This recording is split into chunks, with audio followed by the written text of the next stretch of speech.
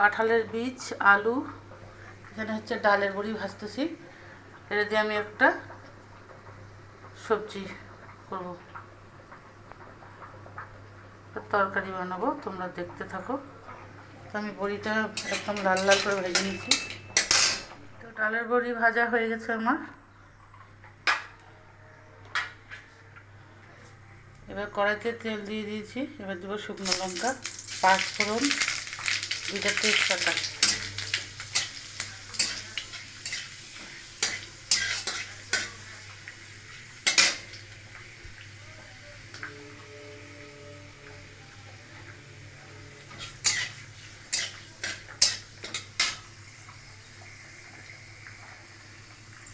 ফোড়নটা আমার হয়ে গেছে। আমি এবারে এগুলো দিয়ে দেবো, আলু আর কাঁঠালের বীজ।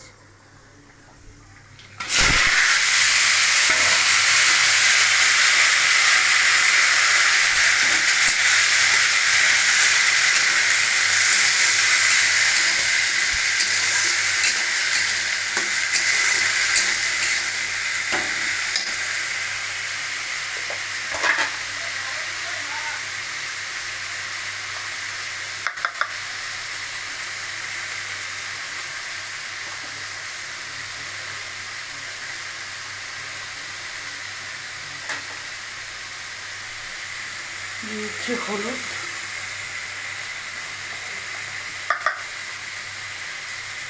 দিয়ে দিচ্ছি লঙ্কার গুঁড়ি,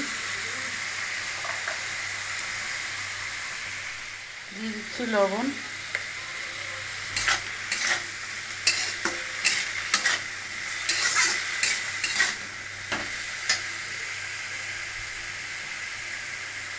তো আমি এখন চাপা ঢাকা দিয়ে এটাকে একটু সাঁতলায় নেব, তারপর দেবো জল। তোমরা দেখতে থাকো। আমি ফিরে দিয়ে দিচ্ছি চাপা ঢাকা। ভাজা বড়িগুলো আমি এইভাবে ভেঙে নিয়েছি, আমি দিয়ে দিচ্ছি।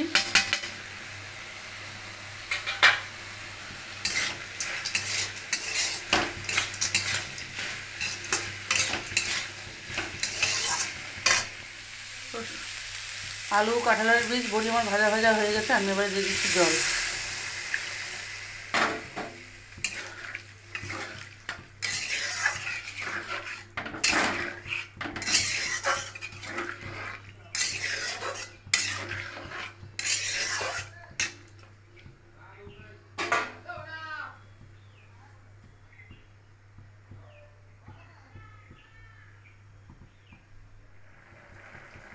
দেরি আছে এখনো, আর চাপা ঢাকা দিলাম।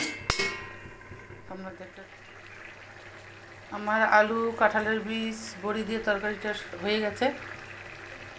তোমাদের যদি ভালো লাগে এরকমভাবে বানায় খাইবে। ভালো লাগলে লাইক, শেয়ার, কমেন্ট করো।